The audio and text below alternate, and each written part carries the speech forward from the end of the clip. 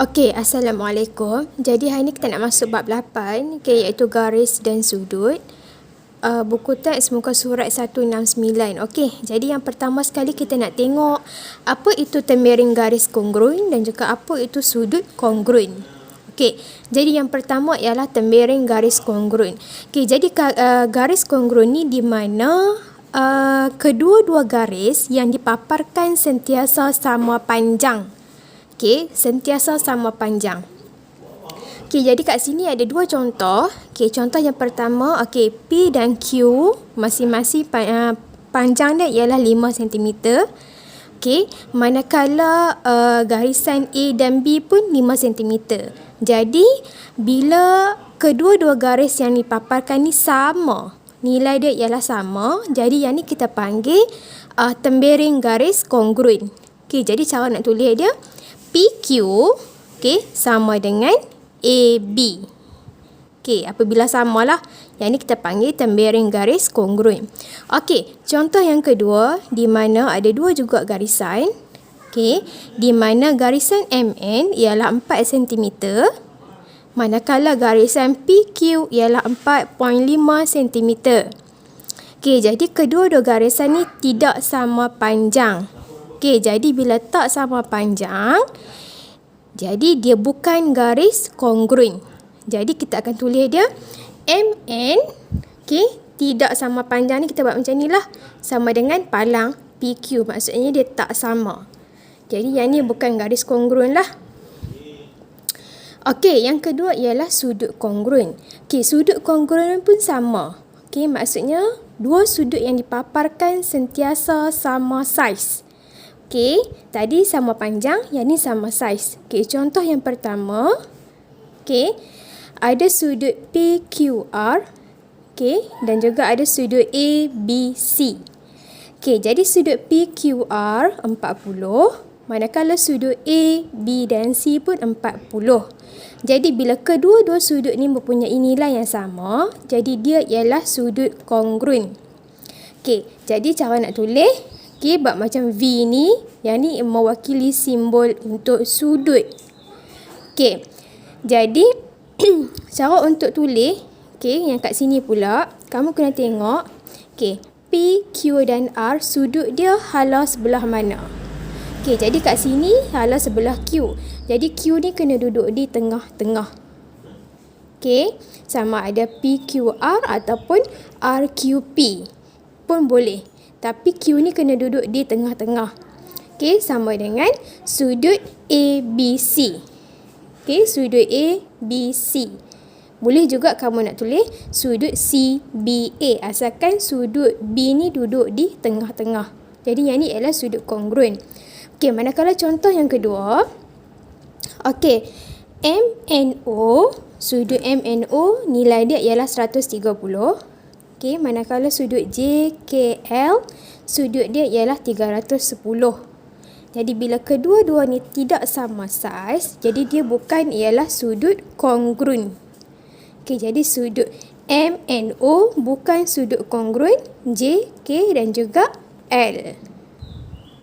Okey, seterusnya kita nak tengok sudut pada garis lurus, sudut refleks dan sudut putaran lengkap.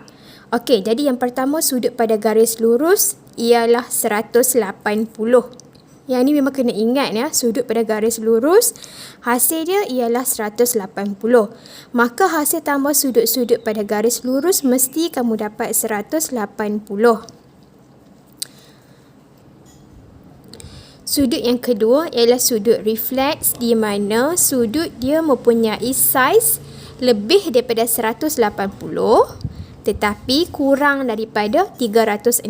Maksudnya dia duduk di antara 180, okey, lebih 180 tapi kurang daripada 360. Okey, manakala sudut yang terakhir ialah sudut putaran lengkap. Okey, sudut putaran lengkap ni ialah 360. Okey, jadi ni contoh sudut refleks, okey, lebih daripada 180 tapi kurang daripada 360. Okey, ni sudut pada garis lurus. Okey, maksudnya hasil dekat sini ialah 180 lah. Okey, dan yang terakhir ialah sudut putaran lengkap 360. Okey, sama juga kalau macam ni sudut putaran lengkap, maksudnya dia putaran lengkap bawah ni. Atas 180, bawah pun 180, jadi total satu putaran lengkap ni ialah 360. Okey. Okey, jadi dekat bawah ni cikgu ada tunjuk contoh. Okey, satu contoh dia suruh kamu kena pasti di antara dalam gambar rajah ni, okey, yang mana sudut pada garis lurus, yang mana sudut refleks dan juga yang mana sudut putaran lengkap. Okey, jadi kamu kena refer balik notah yang atas ni lah. Okey, sudut pada garis lurus berapa, sudut refleks berapa dan juga sudut putaran lengkap berapa.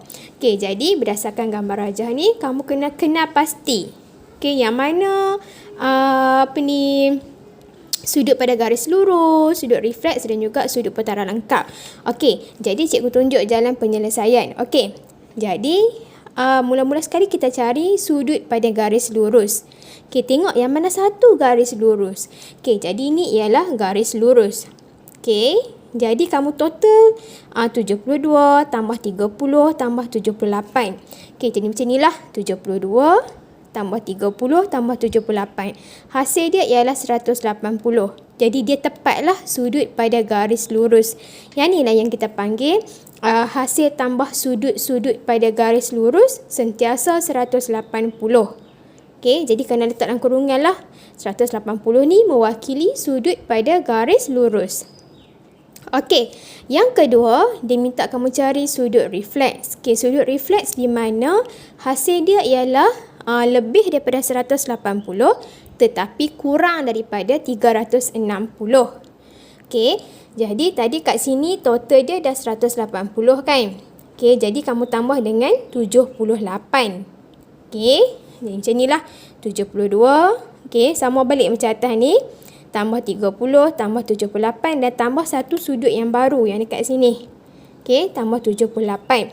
Jadi nilai dia ialah 258. Okey, sudut dia ialah 258 di mana dia lebih daripada 180 tetapi kurang daripada 360. Yang ni kita panggil sudut refleks. Okey, dan yang terakhir sekali ialah sudut putaran lengkap. Sudut putaran lengkap ni maksudnya satu ni lah. Satu bulatan ni. Okey. Jadi, sudut putaran lengkap hasil dia ialah 360. Okey. Jadi, 360 kamu tolak dengan keseluruhan sudut-sudut yang diberi dekat soalan. Okey, sebab kamu nak cari nilai yang ni. Okey, jadi 360 tolak 72, tolak 30, tolak 78 dan juga tolak 78. Kamu dapatlah hasil yang ni. Okey, dapat 102. Okey, jadi yang ni 102 ni merupakan sudut putaran lengkap.